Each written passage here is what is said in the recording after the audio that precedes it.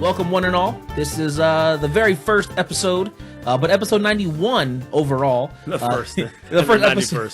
The 91st overall first episode with us doing live video. So we're getting that thing going for YouTube. This is the Super Co-op Squad. You know us. We love games. We love movies. We love everything pop culture. Every week we sit down as friends, gamers, and just generally have a good time discussing pop culture and gaming. Before we hop into today's content, you know who we are. I'm Johnny Mac, and I'm here just riding with the bro-op, Joshua Gerard. That's me. What happened to Garrett's supposed to be over there, but he gone. Bowser took him now. He's sitting. Yeah, I don't know. He's got a thing for the SCS squad. Before we hop into today's content, guys, as always, we have a terrible spoiler of the week, and it's actually kind of rough because typically we go by rotation. It would be Garrett's turn. Mm-hmm. So I guess it's my turn again. You did the intro, so it's intros and intros. Okay, so terrible spoiler of the week. Spider-Man is not going to be in the Venom film. Is that a spoiler? That's pretty big spoiler. I mean, most people would assume, right, that he would. I think there's going to be some type of nod or hint or like, hey, is it? No, it's not. I hope so. But there you go. For real spoilers, guys, make sure you check our show notes. You can go to scspodcast.com, and there you can look at all the notes we have available. It's also going to be a link in the details in the description of wherever you are listening or watching this, and you'll be able to click that. It'll take you directly to those notes. Okay, let's get into best and worst news of the week. Each of us picks one news story from the previous week, which we felt was either the best or the worst. And as always, we go worst first. Worst first because it rhymes. That's exactly. So what do you got for worst news of the week? So I don't know if you heard, Guardians of the Galaxy 3 is right now on hold because they can't find a director. Or they haven't, I don't know, they got woes going on right now.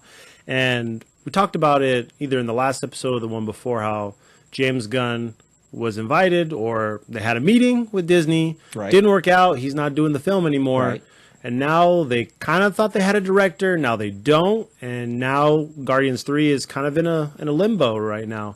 And I think, well, based on what we know, it doesn't tie in to Infinity War. That takes place after Infinity War. So it doesn't look like it's going to affect any of the movies that are currently in the MCU timeline. So that would suck if they had to like push back something else because of it. Right. If like multiple movies got pushed back or had to have script rewrites because of this one thing. Because that's part of phase 4, right? If they have a phase 4. Yeah, this would be their phase 4. And this is actually my worst news too, that this whole thing with James Gunn has just been a dumpster fire. It should have been a very small thing, a slap on the wrist, and they made it so much more. And now it's affecting all these people's lives, their work, projects, the fans. It shouldn't have been such a big deal. It should have been something that was just, okay, this happened, we addressed it, we moved on. Yeah, it's not going to happen again going forward or get some type of commitment from James Gunn. I mean, he hasn't had any issues. He apologized, like, this was me in the past, this is not me anymore. Right. So it does suck, and I'm curious how this will actually affect the actors that are in that movie, because usually they're doing multiple movies. You know, Zoe's probably in another movie or some sort of Star Trek or Avatar 9. Mr. Quill's, you know, chilling in the Soul Stone in one movie, and he's probably working on a show or something. Maybe the next Jurassic World movie. So, is that going to have conflicting schedules now because this particular movie is getting pushed back? Well, a lot of the staff received notification that they were free to kind of project themselves out, so set their calendars for other projects in the meantime. Which to me really means that they don't foresee in the next 2 to 6 months this being resolved, because I mean that's how long it takes to film a movie usually, 2.5 to 4.5 months or so. So if you're telling your development team like, hey, you know what guys, your production team, go ahead, you can schedule out whatever you need to, that means that you don't see a resolution in the very near future. So that's not a good thing for Guardians 3. Right. It might be. I mean, in the long run, maybe it's a good thing for Gunn. It could see them bring him back if there's a lot of turmoil. Maybe that's a possibility to kind of stop the boat from rocking, if you will. So yeah, all right, cool. We got the same best news or worst news there. Yep. So easy dub. Cool. All right, what do you got for best news of the week? So, you know how much I like the Arrowverse shows. I know where you're going. Mine is Supergirl because I haven't watched Supergirl. I haven't watched it at all. But it has been confirmed that Superman and Lois Lane are going to appear on the DC shows in a Batwoman crossover event between Batwoman, which is going to be airing in the future. I think Arrow and Supergirl. There's going to be some type of crossover for that. So I'm excited to see that. I think Superman has made appearances in Supergirl. I don't know if Lois has been in that particular show or not, but I do like these crossover events. I do really enjoy the things that they do with interacting with the different worlds, combining them together, and seeing the actors in these different shows play off each other. And it did really well in the last crossover event with Crisis on Earth X. So I'm curious to see how this is going to play out with Superman being such a pinnacle character in DC lore, and not being primarily in any of these shows. Right. How is he going to make an appearance, and how is he going to play a factor in it? Right, and his power level and stuff like that. Because if you put him in the Arrowverse the Arrow, Green Arrow, he's gonna dominate anything that he has to deal with. Like, there's nothing that Ollie would have to deal with that Superman couldn't fix in seconds. So how do you bring him in there? Kryptonite?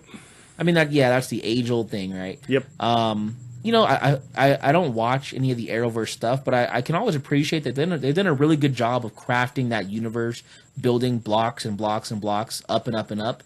And I just wish that that the extended universe, their cinematic universe on the big screen could somehow take a note out of this page of what to do right, because the Arrowverse is doing it right. Like, they are establishing a great DC world bit by bit, and it's working. And I don't know what's going on with the movies. Yeah, it's crazy to think that you started with Arrow, and then that bred The Flash, and then that bred Legends of Tomorrow, which bred Supergirl, and now we're bringing in Batwoman. Black Lightning came out, even though it's not tied to this particular universe, but they keep on inventing new shows based on not just popularity, but like what they've worked on before. Yeah. Arrow's going on season 7, I believe. Oh my gosh. I'm pretty sure it's 7 now. It's 6 or 7. I'm sure it's 7. Flash is going on 4. Legends is going on... No, Flash is going on 5. Legends is going on 4. Supergirl's going on 3. So they have a history, and it's working because the shows haven't been canceled. And in fact, they're extending this universe. So yeah, the only shows that haven't made it were Constantine, and that wasn't one of the CW shows at first. Correct. They've had a crossover, I think, or he appeared, I think, on Supergirl, if not mistaken. He appeared... I think he might have done it. He's appeared on Arrow 3 different times, I believe. But yeah, he did end up... The same actor played, in, even though the show was not part of CW, which is pretty cool. Yeah, it is actually extremely cool. They're doing a kick-ass job. Yep, looking forward to the next season. I wonder how Lois is going to factor into this, because it's Superman and Lois? So is it just going to be a guest appearance, a one and done? Yeah, I don't know. I mean, to bring 2 characters, to me, would mean that they're going to do more than just have them be one and done, maybe some sort of arc, maybe a small 4-episode arc, 5, because that's not enough time to really establish a relationship both with Superman and Lois, but then also with each of those characters with the other players in the Arrowverse. Yep. So, yeah, we'll see. Okay. Good stuff. So what's that's my best. My best news is actually for a game I wasn't very interested in, but because of an announcement, my mind is almost changed. Okay. And that's for Jump Force. Oh, okay. Yeah, man. So at Gamescom, that's going on right now, they announced that a couple of characters from Hunter x Hunter, a manga anime that I really enjoy, they're having 2 characters, at least at this point, it's 2 characters. Hisoka, which is one of the villains, kind of a Joker-esque type character, just kind of crazy. And then, of course, good old Gon Freaks is joining the battle. He's the kind of the main character. You've seen him a million times. He's that. Well, you've seen the type of character that he is. You've seen the Naruto, happy-go-lucky, or Luffy from One Piece. Just always happy, always nice. But then get on his bad side, he's gonna give you a beat down. Like you've seen him before, but I just like this version of that type of character. It works really well for me. So tell me that wasn't a really cool reveal trailer. It was very well put together. And not only that, I don't know if they introduced Vegeta before, and who's the big dude in One Piece that they showed off? Oh, I don't follow One Piece. Yeah, that was Captain Blackbeard. And isn't Michael D. Teach? Who's the other character that was in there too? In the suit. So the suit that was Sanji, also from One Piece. Yes. So I was really happy to see that Blackbeard is a character for One Piece. They don't really show a lot of. I mean, he's in the manga quite a bit, but you're still kind of learning about him. Like he's not to get too far in the minutia of it, but everybody else, if you eat one of those devil fruit, you have one power. That's it. But for whatever reason, he was able to cheat. He has two powers. He has like the power of darkness, which you had to watch the show. He also has the power to affect gravity, which he stole. Someone died and he stole it from that guy. But anyway, it's sick. But yeah, having him in there is crazy. I can't imagine how many more type of shows they're going to implement in there. Yeah, man. I mean, they have the sky's the limit. I know they've already announced, they haven't shown, but there's going to be Death Note characters, so that'll be pretty interesting. But they have a lot of options. I mean, the Shonen Jump is huge, so yes. I mean, I fully expect to see something from My Hero Academia. There's no way they couldn't. Or maybe even, is Fairy Tail part of that? Fairy Tail is a part of that. Yep, I see Fairy Tail being the next announcement or something similar to that. I can agree. Cool. Well, that is the best and worst news of the week. As always, guys, feel free to reach out to us on Twitter at Super Co-op Squad or by email contact@scspodcast.net. There you can let us know what you think should be a selection for best news or worst news of the week, and we'll be able to talk about that on air with you guys. And Facebook. Hit us up on Facebook. There you go. What's up? All right, so games are putting on hold, just blowouts, making it a little difficult to have games. So we are going directly into our core topic for this week. And that core topic is advertisements. If you're watching this on YouTube, you'll probably had one before this show here. Unless you're paying to avoid it. Yeah. Like I am. YouTube Red. There you go. It's good. So, YouTube has had it for a long time. There's a lot of rumors going around that Netflix might be adding some sort of advertisements in some way, shape, or form to their service. And then, of course, Twitch Prime has announced that they're going to be removing the option to pay for ad-free perks. Yeah. So, I mean, we're moving into an environment now where people were going online or buying services to escape advertisements. You were moving away from what you saw with cable or just primetime TV, and it's making a resurgence again. Like, what's going on with that? I think really what it comes down to is these different companies or sites are really trying to get revenue a different way, because the whole point of having ads is for someone to have their product or name be put out there, and the other person is getting some type of royalty or some type of money from that. I pay you to put something else out there. Right. So I don't see any other reason why they're doing this. They're not doing this for us as, fans or people that are watching the service. I mean, we find it as a disservice because now we're in an age, especially where Netflix came from, where it's easily going from one station to the next seamlessly. No interruption. Just watch my show, next episode, switch to a different show, and that was it. And now it's like, okay, now I have to be interrupted with something. And it makes me a little bit more uncomfortable, where now I have to take a break, or I have to get up and grab the controller or do something different. Right. And I don't see any other way besides money. Yeah, I mean, it completely is money, and it's really sad because, you're paying for this service for most of these situations. For Twitch Prime members, you're already paying for either Twitch subscription or you're paying Amazon Prime.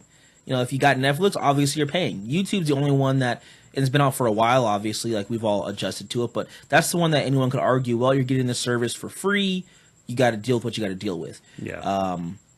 But yeah, I'm paying money every month. I shouldn't have to deal with advertisements if you never had it before. But it's completely greedy, completely money.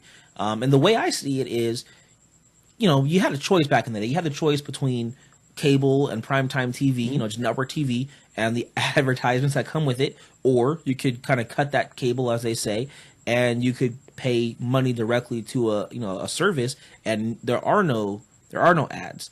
But now people are moving to Netflix, and Netflix is so dominant and Twitch is so dominant that no one's ever gonna go back to cable. Right. Or to network TV. They know that. They know that for a fact. So now they can go, okay, well, we've got them locked in. Doesn't matter what we do. People could gripe, complain. They're still going to stay. So let's get some revenue from those advertisement companies that are hurting and struggling from networks over with us. And what are they going to do? Go back to network TV? Nope. So not in this day. Right. So, I mean, honestly, we're between a rock and a hard place because what am I going to do? Like, honestly, if Netflix added advertisements, I'm not going to go back to cable. I'm not gonna just cancel my. I mean, honestly, I would not. I would not cancel my Netflix service. You just deal with it. Exactly. I'd have to deal with it, and I think they know that. Yeah, which is a little bit different with what's happening with Twitch, which we'll get into that in a second. But I think here with Netflix, to your point, what's it going to do to hurt them? Like, they have such a big install base now and a consistent, repetitive, revolving install base that adding, and it's not for everybody right now. It's some viewers are now seeing advertisements in between episodes. Yeah. So really quick to be clear, it's only in test markets. It's only between episodes. It may not even be any advertisements. It might only just be ads for their other content. There's really not a lot of information as to what it's specifically going to be. I don't even think they know for sure what they're going to do. They're just testing the waters. Yeah, you know what would be terrible if they added it advertisement in the queue when you're like searching for stuff. Yeah. Like, here you got that little corner, is that one little ad you don't really pay attention to when you visit a website. It's Right. just stuck in that side. Yeah. You have to wait 5 seconds before you can click the X And button. you click the fake X and it takes you to a new website. Yep. I hate it. Right. No, but I mean, for them, it's just, okay, we can get this revenue. And think about it, it's a smart move because you have some people, some businesses that want to get their name out there. They want to get some clicks. What better way to do it in an install base that's over how many subscribers? Yeah, I think over at this point, I think they're over 100 million. Yeah. So yeah. Even if it's one click, like, for them, that can mean something for X amount of people. Right. So I don't really see it as a bad thing. What this will do, though, is if it becomes to be a bigger thing where now it's just in every home, everybody has these type of ads, they're going to have an ad-free subscription where you pay an extra $3 a month where it's ad-free. It's a possibility. I mean, that's how YouTube Red came about. And it came to a point, because I watch virtually everything on YouTube. And it came to a point where the ads were so bad, it was very frequent. It was multiple times within, say, an 8 to 10 minute whatever. And then there were some ads that were 6, 7, and even 10 minutes long. Right. So I'll be like driving, or even sometimes when I was riding my bike, and all of a sudden I get interrupted with an ad, and I can't click to skip it because you're driving. Yeah, I'm doing something with my hands. And then it's like, oh, I got to listen to this 10-minute ad about why you should go to this grocery store and buy a certain type of organic fruit. So it's just like, yeah, I mean, I think the only difference there is with YouTube, they don't have another like guaranteed revenue stream, right? Like, it's free to begin with, right? So they only are making money through advertisements and a few other means. That's true. Where Netflix, you have my $12.99, or at this point I think it's actually $13.99 for my subscription every month. You already have a revenue stream, a great one, so you don't need to necessarily add the advertisement to make a bunch of money. Now, what I think they're going to do, I don't think they're going to add an option for you to choose if they go with ads, which we don't know, obviously. But if they do go with advertisements, you're just going to get them, because what they're going to do, they're going to just have those companies pay lump sums of money up front, like network television does. Mm-hmm. Like, they don't, they pay whatever X amount of money. You get this time slot, boom, there you go. That's what they're going to do, I think, because there's no reason for them to have another tier. They already have 2 or 3 tiers, Okay. But yeah, I got a thought. I got a theory. Now, this is all skepticism, but there are people that are putting stuff out there. And I saw something recently on Facebook today or yesterday about how binging can affect you either mentally or, and I mean, there's people that watch shows 10, 12 straight hours. That's not necessarily good for your health if you're not taking bathroom breaks, you're not eating right. So what if they're also doing this in a way where slipping an ad in there makes you get up, makes you do something else, rather than it's just straight episode, straight episode, straight episode?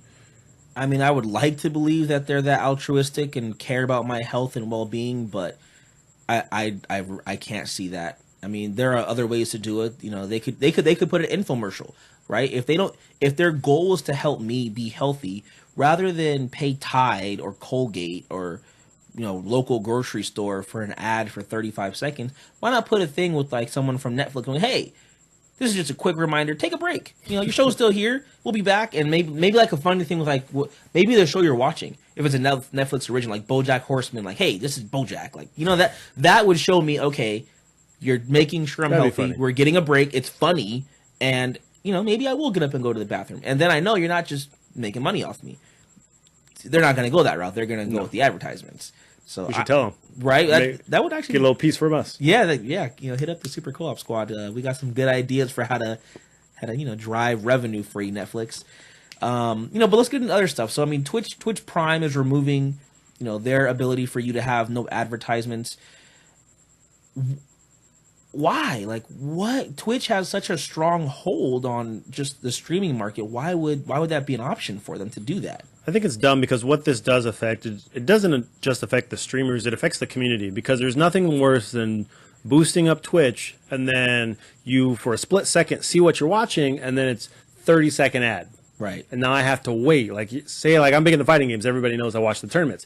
I'm like, oh, man, I'm late. I got to watch this tournament. All right, they're about to go. 30-second ad on whatever. Right. Whatever type of, pill or something. So, and not only just that, just why would you do that to in this particular sense, a gaming community where there's no ads when it comes to video games. There's no ads when it comes to these type of services. Even for anything loot boxes or microtransaction, like none of those have ads that interrupt the flow of games. So for them to do this, to have an ad-free perk, specifically you pay to not have ads per subscriber or per channel, and now you're removing that, so it not only affects the streamers, it also affects the viewership. And there are actually some streamers that were not allowing ads to be on their channel because they're taking a look at this and they're just saying we don't support this. Right. So at least I like that the community is gathering together to have a say in that. Yeah, I don't necessarily like this, just because it almost seems counterintuitive to what the internet was for, because there's no streaming services you can watch on television. It's all through, internet services. And this is why people do that, because they can view things that they couldn't before. And so, you're taking one of the worst pieces of why everyone fled network television and popping it back in. I feel like that's just that's just creating now a situation where there will be another avenue of people are going to go to once Twitch and YouTube are the mainstream. Like, okay, this is the establishment essentially. Someone else is going to try to step in and be the new YouTube or the new Twitch and kind of go that route. I mean, that's what I see. Yeah, we're going to a lot of different things that are changing. Yeah. Do you see yourself cutting anything that does add advertisement? Like could you theoretically remove yourself? If you paid for Netflix, would you do it? Yeah, because I don't pay for Netflix. Maybe. I don't know if it's that detrimental to my viewership to change anything. Now, the ads were so bad that I paid for YouTube Red, so I wouldn't have to view ads anymore. And it's changed everything for me. Anything from music to videos to sports stuff to video game stuff. That is a big difference for me. Now, if there's a subscription service for Netflix or something else that say you pay this to remove ads, depending on how bad it is, but I don't see myself removing something because this was so far-fetched of a change that now I don't support it at all. Yeah, I mean, for me, I don't know. It's tough to say. I know that this happened with Hulu. They gave you options for you to be able to pay more to not have advertisements or see significantly less. I didn't pay, so I just dealt with the advertisements once they put those in, and at the time, it didn't make me, unsubscribe or cancel the service. Since then, I have not gone back, and part of it is because there are advertisements, because I know that, it's not easy to just watch my shows.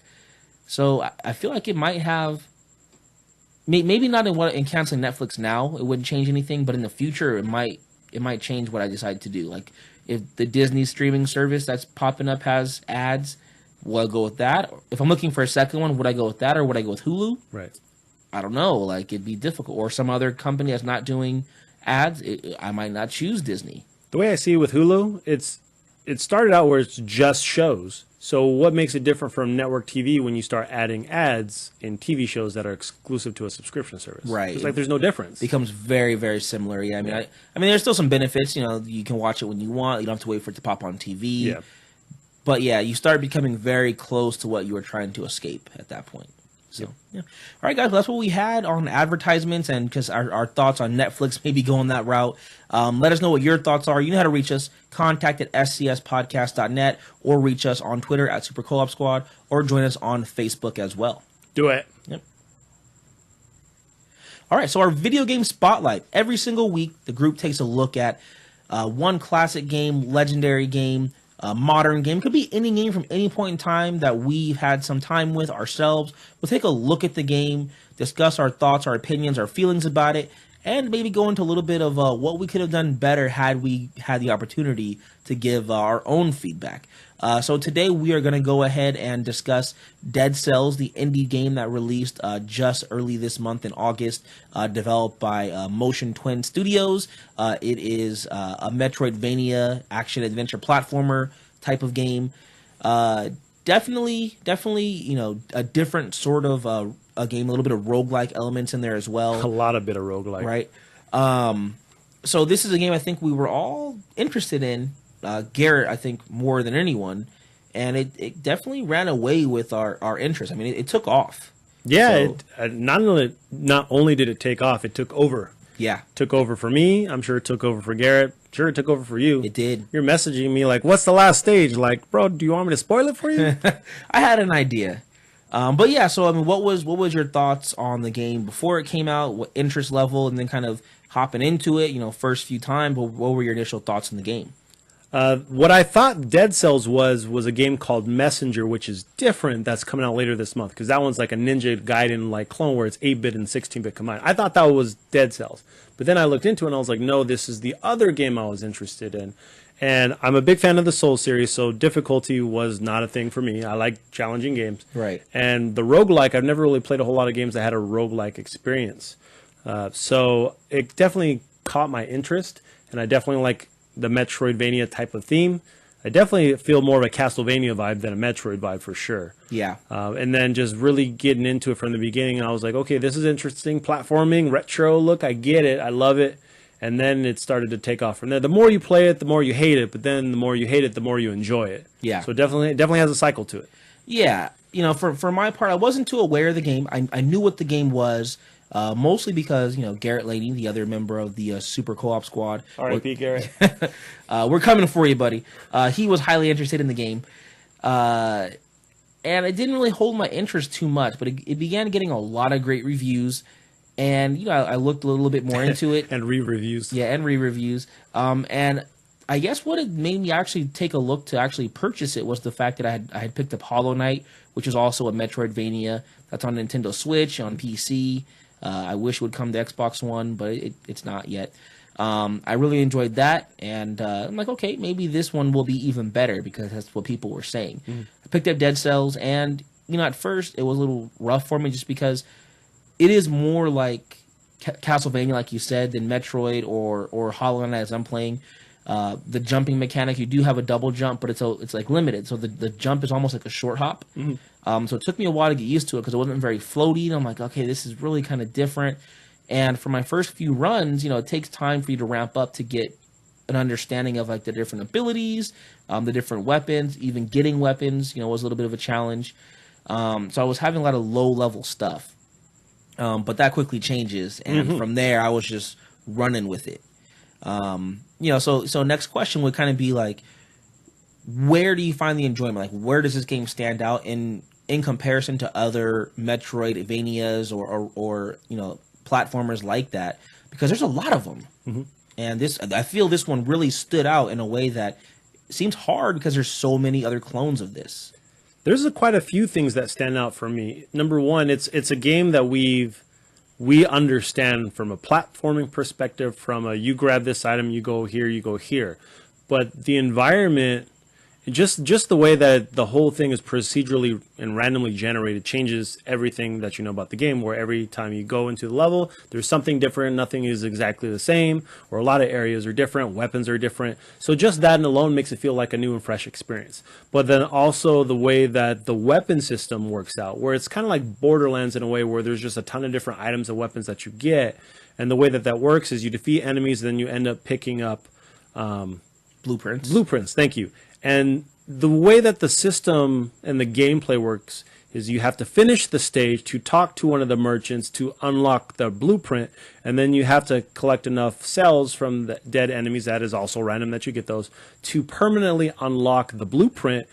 Therefore, once you do that, then it is randomly generated in the stage somehow for you to use that weapon. Right. And then that is scaled based on damage on, randomness too. So everything has a random element to it, which makes the game a lot more fresh, a lot more free-flowing, and it does change how you look at the game from not only from a perspective of, do I want to change my build? How do I want to level up? Do I want to use this weapon for this level? It's almost like a meta in itself, where it's based on the randomization, how do I play this now? Right. And what can I project myself to look at in the near future? Yeah, for me, a lot of that holds true. The thing I look at, especially, is the fact that, I'm a dad now. I've got 2 kids under 2 years old. Beep, boop. Time is limited for me, so I don't always have time to, play an Octopath Traveler and put in 65 hours in the game. I just don't have that free time as much. But I do have an hour and a half here, 45 minutes there. Like, I have that time to put in and maybe burn some time. And, I can grind through a longer game, but sometimes it's fun to try and really just go through a game like Dead Cells and, play for 30 minutes and see what I can do. And that is what Dead Cells is. It's a game you can pick up and you can play for 6 hours doing run after run after run. It's also a game you can pick up and do a run or two for 20 minutes and die and move on.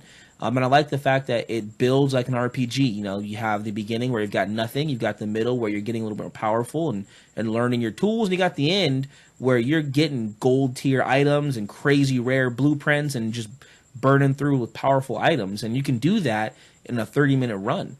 That was cool to me. Yeah, and speaking of running, there also is a little gameplay twist there. There's timed doors where if you get to the door in a certain amount of time by speeding through the game, you will unlock that door to get almost guaranteed dead cells, or cells, I should say, and then a power-up or sometimes 2. So it adds a little risk-reward because now you're speeding up to get these items, but then you run the risk of not having as many power-ups as a build because you're speeding through it. And that's another element in the game too, is where you can build your character based on power, technique, or health. Yeah, so let's get into the mechanics there for a little bit. So I think one of the interesting things is you have 2 weapon slots, then you have 2 special ability slots, and that's it. Now, some of those things can't interchange. Like, there are some powers that can work as a special ability and some that can work as a weapon, I believe, 1 or 2. But you really only have, again, 2 weapons and 2 special abilities. But the sky's the limit to mix and match because you have dozens of weapons and dozens of special abilities that you can utilize. You can go with all weapons, short range melee. You can go with magic. You can go with bow and arrows. You have shields, and then of course you've got like traps and stuff that you can mix and match and make your own gameplay, like you said. And it's very interesting that they did limit you. You only have a few slots for abilities, but you can go almost any way that you want in regards to what you keep and what you don't, to make every run different and every game different than other people who are playing. Right. I actually like that because if you look at any traditional RPG or an action game where you have, say, 10 different power-ups, you're going to find the 3 or 4 that you like or work best for you, or the most powerful, and then that's all you're going to use. You're probably not going to use all the ones that are on the lower tier because there's no point. Everything else is so much better. Right. So in this game, it limits you to 2 and 2, where you have to actually decide, do I want this or do I want this? And that really does affect the gameplay. It does affect the meta on the game, and it really changes. Like, okay, I have this fast-wielding weapon where I can do quick slashes, but this heavy weapon does a lot more damage, but it's hella slow. Right. So do I sacrifice the speed for the power, or do I sacrifice a bomb versus a trap where it can actually hold the enemy? So there's definitely a lot of different gameplay styles. And what makes it so great is at the beginning, you really are pretty much naked. And as you unlock blueprints, you unlock different items that you eventually will keep permanently. But then that allows you to, and it even entices you to try out new things throughout that time frame. Yeah. Because you can't use it until you actually unlock the blueprint permanently. Right. And there's so much more to that, especially for buffs and stuff too. Yeah, it just keeps going. Like I don't know how far the upper limits are going to be for unlockables, because some of those things took a lot of cells. You know, like 300, 500 cells. Like that's just base stats too. But like I have it where I have like 30 something blueprints I probably have yet to like actually pay off to permanently unlock. But what it does is throughout the game, as you level up or as you get to the higher levels, you can have the same weapon that has different stats in level 1 versus level 6. Right. So you can be super weak in the beginning, but if you do a different encounter or a different run, it could be super powerful in the end based on the randomization. So it allows you to pick and choose what you want to do. What's your loadout? What's my build? Yeah, what's your build? So I beat the game once, and when you beat the game, it unlocks another difficulty that you have an option to choose, similar to Dark Souls, but in Dark Souls you can't choose. It forces you to stay in that difficulty. So I almost beat it a second time, but I got caught. So the best build for me is building the traps. Yeah, that's the only way to really.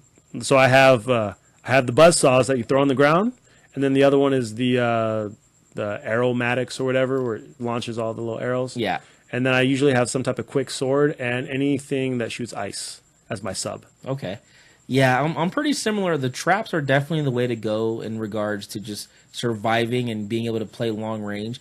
I use those, I don't know what they're called, double cross-o-matics that can shoot an arrow, like you said, either direction, left or right. Yeah. But it does it both. So if there are enemies on both sides, it'll shoot an arrow continuously on both sides. And then the slicer, which will only shoot one direction at a time, but does something very similar where, you know, it's like shooting buzzsaws, like you said. So I'll get either two of the same of those, because you can have two, you know, special items, or one of each.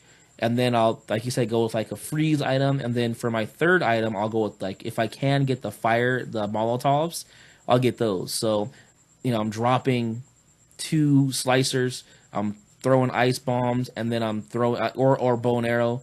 Then I'm throwing Molotovs, or I'm shooting arrows. Like, it's all range. I literally will have nothing for myself to fight close range. No, because it gets harder. Yeah. Because they take a lot of damage. And another thing, just to add real quickly, that adds another level in this game is the specific type of statistics that the weapons have. You can burn enemies, you can freeze enemies, there's poison damage, there's damage for knockback against a wall, and there's certain items that will buff itself. So if you freeze an enemy, this one will do 150% more damage based on the skill that's attached to it.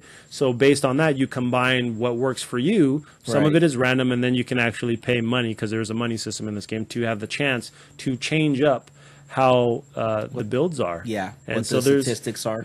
So there's definitely a deep layer inside of this, and the enemies are tough sometimes, and then they have elite enemies that make them stronger. Then there's an item that you can actually run into an enemy to make it an elite, to guarantee you a blueprint.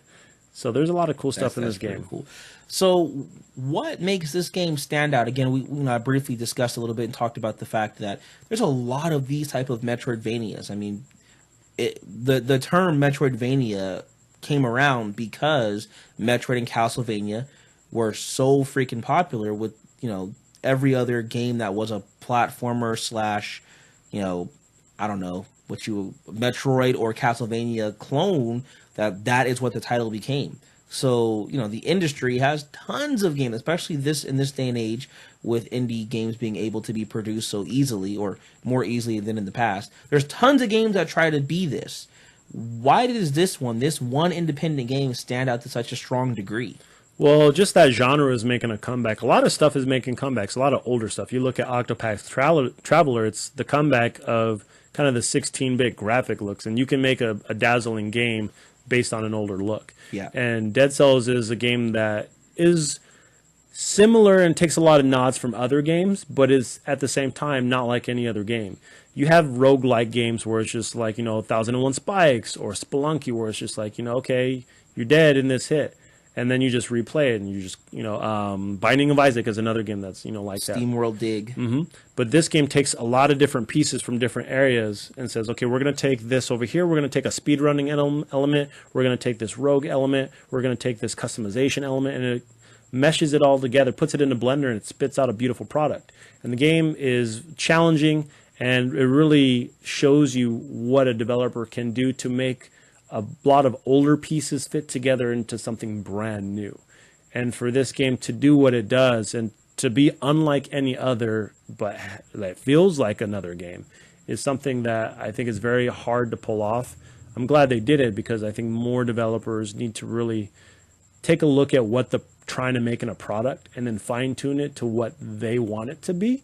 And if you do it where you do it right by you guys, not because of what other people tell you to do, you do it because this is a game that you want to make, then it comes out to be a wonderful product. I think that's exactly what it is. Motion Twin Studios made a game that they wanted to make. I'm not sure if you've had a chance to look at the castle. I'm sorry, the palace, the second and last level. There's a lot of nods to other games in there. A lot. And it was games that they care about. It was things that they cared about. It wasn't all to do with Metroid or Castlevania or anything in that genre, but there was some.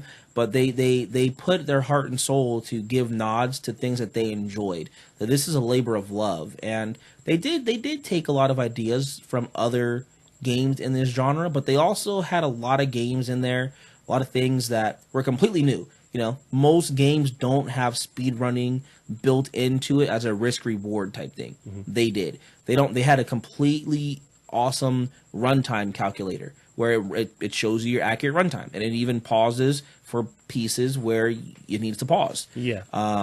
Things like that, like they, or even just that system with your couple of weapons where it forces you to learn every weapon, because hey, like on this stage, on this run, you may not get that bow that you like. You may not get a sword that you like. You only have these options. So, you know, you got to make some tough choices and figure it out. With it. Those kind of things most Metroidvanias don't do. Once you get a certain weapon in Castlevania or Metroid or Hollow Knight, that's your weapon. Mm-hmm. You have it until you're done with the game, usually. So I think that is what really sets them apart. Like they took the best of what could be from the old stuff, but then they weren't afraid to put their own twists and really put their own twists and hammer them home. Yeah, and it really enables you to try harder or change it up. Yeah. Because you'll die a lot. You will. And there'll be points where, like, even there's so many different mechanics. There's a mechanic where you run into a treasure chest that's like, ha, eat me. Or, you know, punch me, see what I'm going to do. And it curses you, and then it's one hit kill no matter what until you kill a certain amount of enemies. So just the fact that gives you a risk reward where, you know, I've died plenty of times where I'm like, yeah, I can defeat 10 enemies and not get hit. And then I get bombarded with bombs and I have no chance of escaping. And it's just like death, lust, 80 cells. Yeah, you're just done. And it's just the fact that all ties in together. Like each mechanic ties in together. And you haven't done this yet because you haven't beaten it yet. But once you beat the game, it unlocks 3 specific things. It makes the difficulty harder. It actually adds a different way you can attack enemies specifically. That's not part of the weapon slot. And there are doors. You know, there's a bunch of doors that you knock on. Yeah, right? yeah. It unlocks a certain tier where if you have beaten the game once, you can unlock a certain amount of doors. And then you go into another door and it says you have to have 2 boss cells or 3 boss cells or 4. So it entices you, like the more you beat it, the more stuff that you have a chance to do or unlock. That's pretty cool. Yeah, a lot of layers there. You know, last couple of questions here. What could they have done better? What would you change about the game if you could? You know, I didn't like the fact that you died a lot in the beginning. Like I was like, you know what, this sucks. But I treated it like an old school NES game where there were games like Mario where you lost all your lives. You literally had to start over. Yeah. But only in this case, you have 1 life and then you have to start over. So once I came around and understood the system, it all came together. And I think what they should have is some type of mini tutorial for those that are just new to this type of genre, new to roguelikes, or new to that type of experience. Just because for those people that just don't understand, like it's meant to be hard on purpose. Yeah. And there's some statistics and there's some techniques to do to help you if you're a newcomer. But they don't tell you that, which is part of the charm for gamers like us that know that. But for those that don't, I think there's a way to kind of encourage them and soften them up before you hit them with the blow. Yeah. I would have liked for them to have a few more enemy types. You know, every stage has their pretty much guaranteed enemies, but they're not very varied. So, you know, going into each level, what you have to do, what you're going to face, and then the tactics you need to defeat those things. So I feel like the same way that they had the whole game as far as the map be roguelike or roguelite, whatever you want to kind of, wherever camp you want to put it in. I wish the enemies would have also been that way. Like if there were some enemies, maybe 1 to 2, maybe more every stage that maybe you don't see. Like maybe instead of a wizard on the rampart stage, maybe you get knights who have like some crazy long sword or I don't know, something. And maybe every now and again you get some random thing where you get, I don't know, a guy who can throw spear. I don't know, whatever, but just more randomness for enemies, because that would have made the game more challenging. A bit more variety. Yeah, because you're right. You know what enemies are going to show up in which stage. So you have, like in the palace, the tough enemies are there. So you know how to prepare depending on your build. So you just throw traps and then you wait. Yeah. And then you throw an arrow and then you wait. Yeah. Yeah, I got you. Cool. All right. Final thoughts on Dead Cells. Where do you place it as far as how much you like it? I like it a lot. It's one of the best indie games I've played in a while, next to Celeste. It's totally different genre in a way, but there aren't a whole lot of indie games that really impress me. I like a whole bunch of games because I'm, like you always give me a hard time because I don't grade anything lower than a 7. Right. Half the time. I do though. It's true. I don't grade 2s. Like you have to be really bad to get a 2. But this is a game that has really impressed me and is definitely on the top of my list above. I feel this is more of a close to AAA product as an indie title. Yeah, I agree. I think Dead Cells definitely has a lot of polish to it that you don't get from most independent games. It was in Kickstarter, getting kicked around for a while. I think this has been a project for over 2 years. So it took a long time for it to come to fruition and the people who paid money to get it done, to get their product. But it was worth it. The game is definitely fun. There's a lot of replayability in it. And while the game isn't super long in and of itself, because if you could do it in one run, you would probably be able to finish the game less than an hour. But because the difficulty is so high, and then there's so many things to replay the game for, you will get many hours out of it. I would say most people aren't walking away with the game and putting it down, done or not, with less than 15 hours of gameplay, just because the game is super fun, super challenging. Yeah, you're gonna if you like platforming in any sense of the word, if you like, challenging games in any sense of the word, you will enjoy this game. I wonder what my total runtime is. I actually haven't looked at the stats because you can look at stats on how many times you've been to which level and how many times you've died, how many times you've killed enemies. Yeah, it tracks how many of each enemy have killed you. So like it's surprising because you think you died a lot, and I know you think you have, but when you look at that sheet of like, okay, a zombie has killed me, one time. A guy, the wizard has killed me, I've only died from 2 wizards. Like, you look at those things and you're like, wow, like I haven't had as many runs as I think I have. Like, I bet you haven't had more than 50 runs. Bet you haven't. I played a lot of this game. I bet you I have. Maybe. But, yeah, I like the game a lot. So, cool. That's our spotlight on Dead Cells by Motion Twin Studios. Definitely go check it out. It's on every platform, PC, Xbox One, PS4, and the Nintendo Switch. So yeah, give it a shot. It's $20 to $25 depending on 20. Yeah, is it $20 on other platforms? Depending on where you pick it up, it is $20. If you had pre-ordered it, it was $20 on Xbox One and PS4. It currently sits at $24.99 right now. Totally worth $25. Yep, agreed. All right, guys, it's time for the speed run. So every week we break down 7 news stories and fun facts that didn't make the list for a full segment. We give ourselves 1 minute per topic before we move on to the next one, finished or not. Gotta go fast. Garrett didn't go fast enough in the speed run. He's gone. Twitch is hosting the Ultimate Marathon by live streaming Pokemon starting August 27th. This marathon includes over 900 episodes across 19 seasons and 16 movies. This almost made my best news. This is crazy. This is the biggest one. The last big one was Power Rangers, right? Yeah, they had a huge marathon there as well. This is going to take like a month to finish. Yeah, I don't know. I mean, how do they get the rights for this? Like, how do you determine that?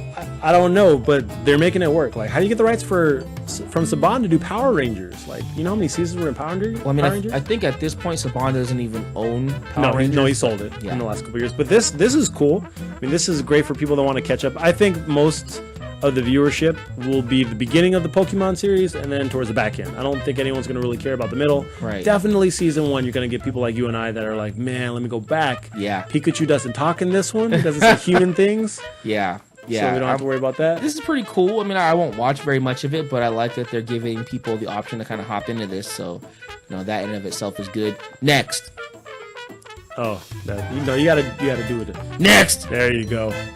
The long-running show The Big Bang Theory will end next year in 2019 as it comes up on its 12th and final season. This has been around for 12 years. Can you believe that?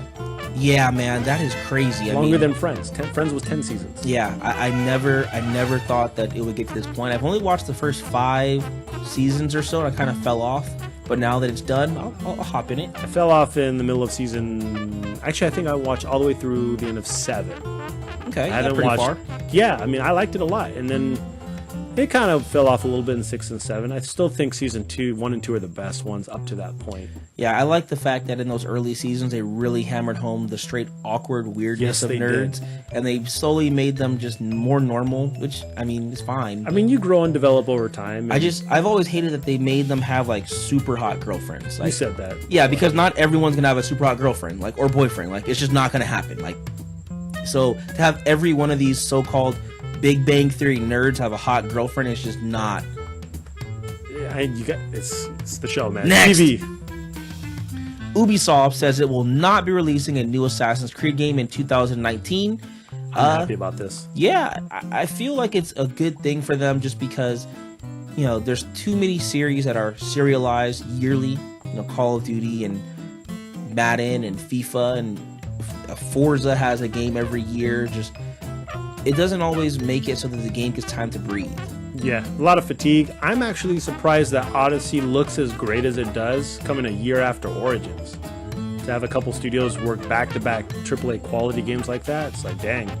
Like, we don't even have time to play all these other games, let alone back-to-back Assassin's Creeds. Right. Yeah, and I think that's something they're looking at too, like how many people probably finished Origins. Probably not many. Especially with the gameplay change. Yeah, it made it more open world to where you really could just explore and not have to worry about completion. Work on another game. Yeah. Like, make a new IP. That would be a smart move. Or bring in 2 studios, I don't know, do the Call of Duty thing. I don't know. I haven't played Assassin's Creed since 1. It's the only one that I've played. Long time. Next! Aw. Okay. I like that song. Next!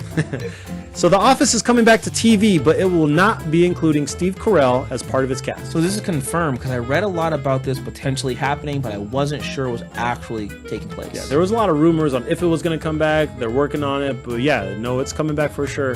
Steve Carell is not going to do it, probably because he doesn't want to. He's already had his time.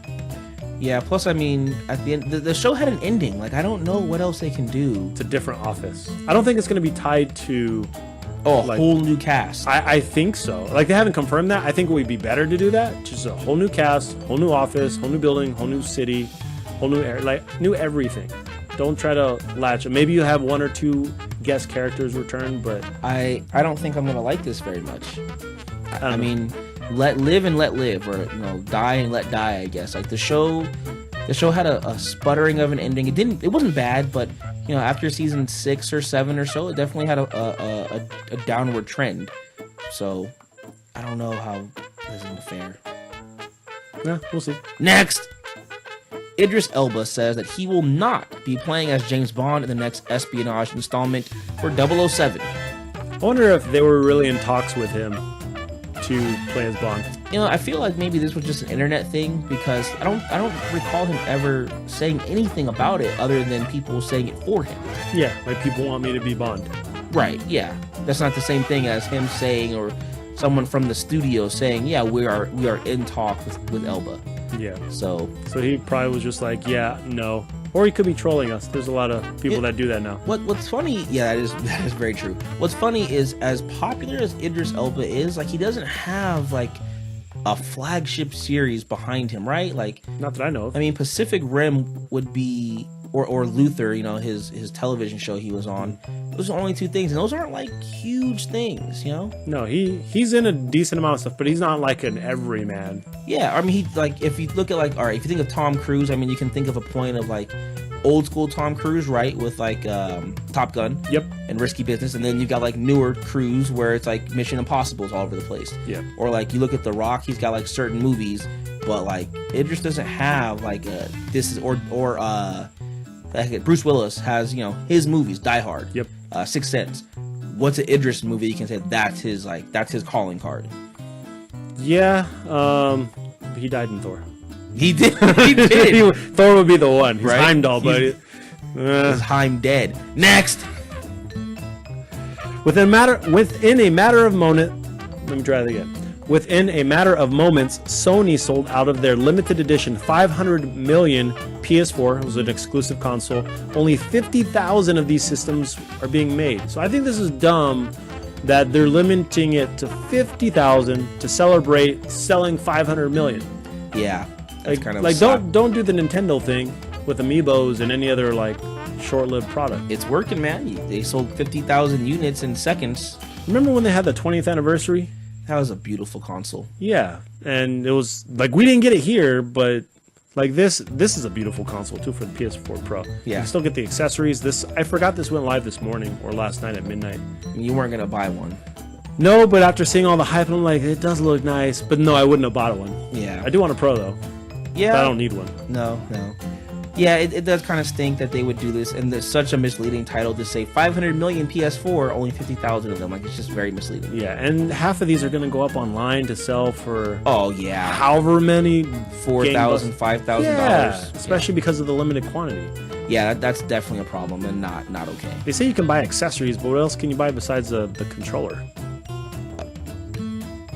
I don't know, man. Charging port gonna be translucent blue? Maybe. Next, Microsoft may be including a bundle that includes a new Xbox One X tied with its Xbox Live Gold subscription for 2 years.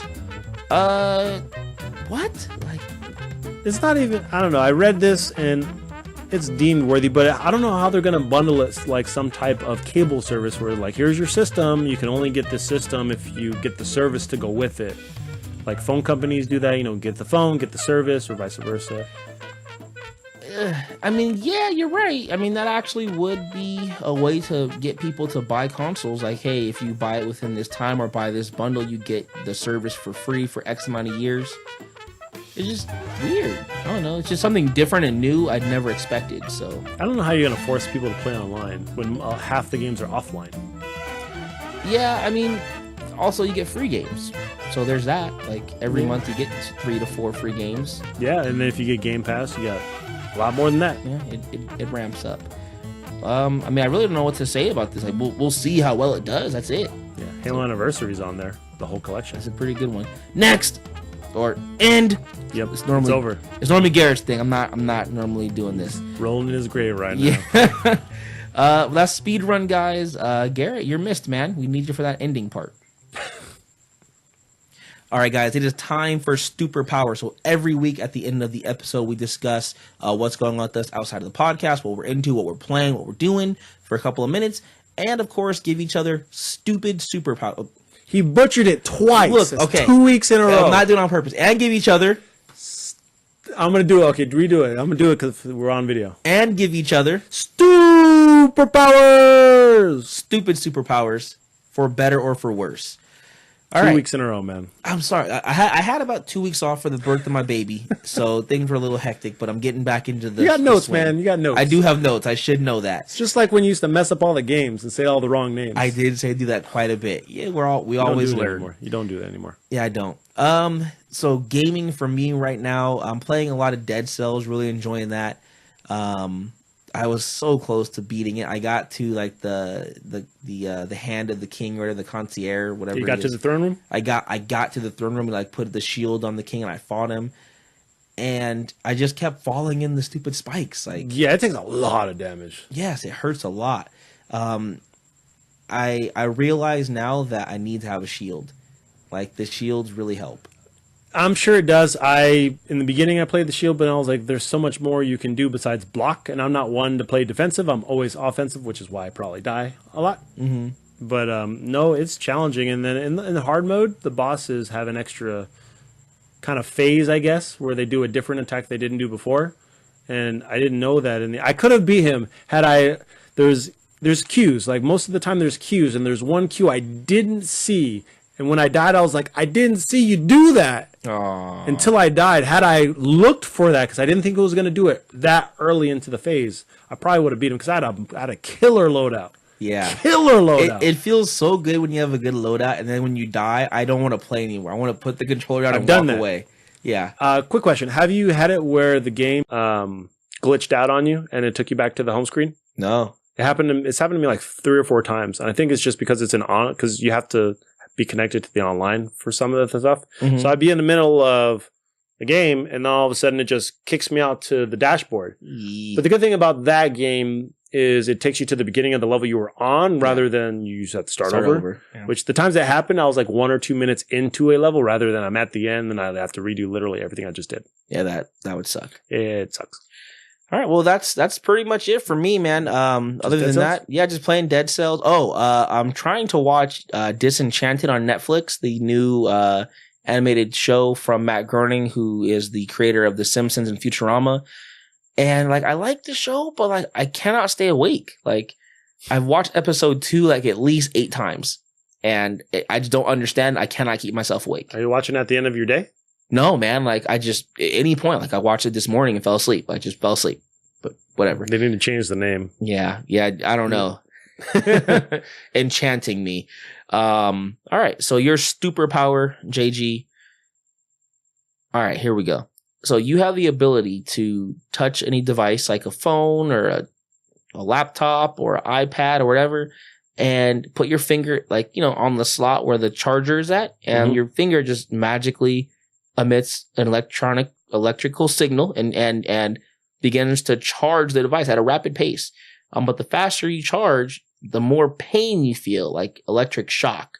So you can keep all your devices charged, and you can keep it slow like a normal charger, or you can go faster, but you get more pain. So at first, if it's a regular charger, you get a little tingle, like you're feeling a tingle, like a little bit of pain, like someone's kind of making your finger and your hand go to sleep. Then it just scales up from there. But yeah, always get electrocuted. This is almost similar to a superpower you gave Garrett. The only difference is he got his life force zapped, and now I get to feel pain and endure pain. Yes, but you get to charge. All your devices will be at 100%. Okay. So can I power a device without having it being plugged in? For example, I can play my Xbox on the go. Oh, of course. Yeah, you could. But I mean, the power to do that, you'd be hurting, man. Oh, it'd be like someone I gotta do. Sticking you with a needle in your hand again and again and again and again. So, but you could do it. I'll just beef up on the Vicodin. If it matters that much to you to play on the go. Whatever I got to do. All right, I already know what your power is. But first, my week. A lot of Dead Cells. Lots and lots and lots of Dead Cells. Haven't watched any TV, actually. Been catching up on some sports stuff. Basketball's almost here. Yes. Month and a half. Football's almost here. Yeah, I'm more into basketball 2 weeks, I think. So yeah, there's a lot of stuff shaking down in the football realm. Isn't it? Is it who still doesn't have a job? Kaepernick. No, not yeah, Kaepernick. He'll never get a job in the NFL again. No, who's the other one? Des Bryant? Yeah, Des Bryant's not going to get picked up by anybody. That sucks. He's not that good. Yeah, you got to overrated. I think he should have a job, but I don't know. He's going to be on the sidelines this year. But anyway, so I started I picked up Octopath again yesterday. I think I have 3 more chapters. I'm guessing there's only 4 chapters per character. Mm-hmm. So it's weird. My main character is Hannet. I finished her 4th chapter and the credits rolled. And I'm like, so is the game over? The game shouldn't be over. But I guess when you finish the last chapter or the 4th chapter with the character you pick in the beginning, the credits roll. And the cool thing about the credits, and this is going to spoil it for some people, is it'll replay like battles, like battle encounters that you've had throughout the game. And they're mainly boss encounters or like characters that had a role in the story that you end up having to fight anyway. And what it does is it takes the last hit to defeat that boss, and it takes it actually from the gameplay you had throughout the game. So if you're playing a character and you hit them with this first boss with an arrow to defeat the thing in the woods, it actually replays that for like the 3 or 4 seconds. And it does that for every single major boss fight that I could recall in that game. So what through about the credits? What about all those battles where like I call a townsperson to come and shoot an arrow or whatever? Like if that was the last kill, yeah, and it actually happened to me. I actually had one where I was like, is this actually from my gameplay? There was one where all my characters were confused.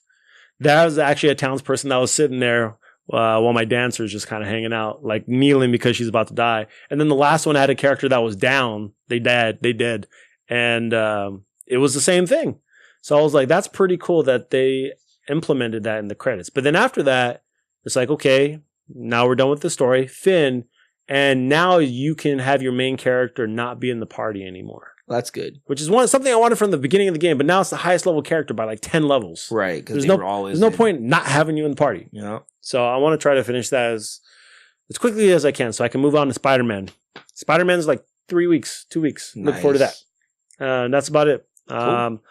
I'm debating whether I want to watch the was it Happy Time Murders? Yeah. I'm going to watch that bad boy faux show. I want to watch it. I think it's going to be ridiculously stupid, and it's got pretty decent reviews. I'm going to watch it. It's very adult themed and very adult oriented. It's like 21 Jump Street with Sesame Street and a lot of innuendos and crazy stuff happening. So I'll probably go see it.